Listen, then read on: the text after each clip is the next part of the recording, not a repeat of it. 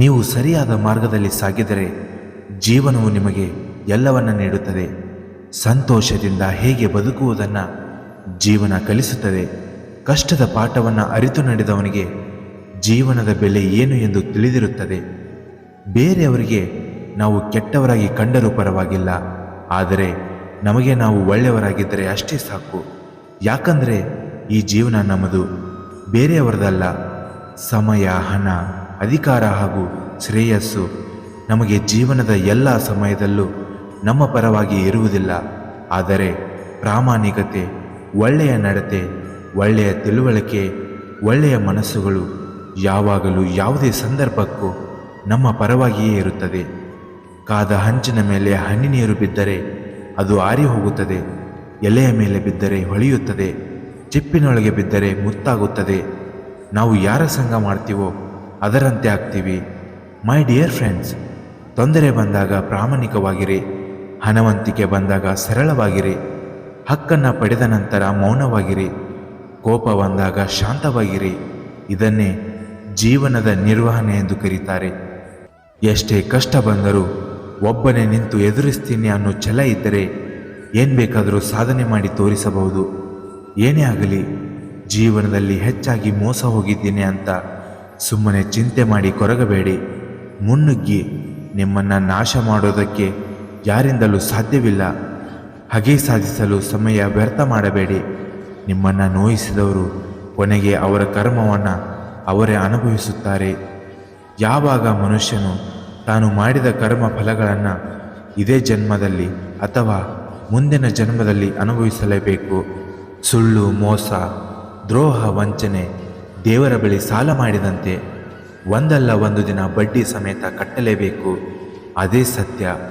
ಧರ್ಮ, ನ್ಯಾಯ, ದಾನ, ನೀತಿ ದೇವರ ಉಳಿತಾಯ ಖಾತೆಗೆ ಜಮಾ ಮಾಡಿದಂತೆ ಕಷ್ಟ ಕಾಲದಲ್ಲಿ, ಸಂಕಷ್ಟ ಸಮಯದಲ್ಲಿ ಸಹಾಯಕ್ಕೆ ಬಂದೇ ಬರುತ್ತೆ. ನಿಮಗೆ ನಂಬಿಕೆ ದ್ರೋಹ ಮಾಡಿದವರಿಗೆ ನಿಮ್ಮ ಬೆಲೆ ಸರಿಯಾಗಿ ತಿಳಿಯಬೇಕು ಅಂದರೆ ನೀವು ಈ 2 ಕೆಲಸಗಳನ್ನು ಮಾಡಲೇಬೇಕು. ಆಗ ನಿಮ್ಮ ಬೆಲೆ ಅವರಿಗೆ ಸರಿಯಾಗಿ ತಿಳಿಯುತ್ತೆ.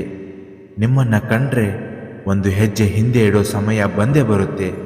ಹಾಗಾದರೆ ನಂಬಿಕೆ ದ್ರೋಹ ಮಾಡಿದವರಿಗೆ ನಿಮ್ಮ ಮೊದಲನೇ ಏಟು ಹೇಗಿರಬೇಕು ಅಂದರೆ ಅವರ ಕಣ್ಣೆದುರೇ ಪ್ರತಿನಿತ್ಯ ಪ್ರತಿ ಕ್ಷಣವೂ ಗತ್ತಿನಿಂದ ತಿರುಗಬೇಕು.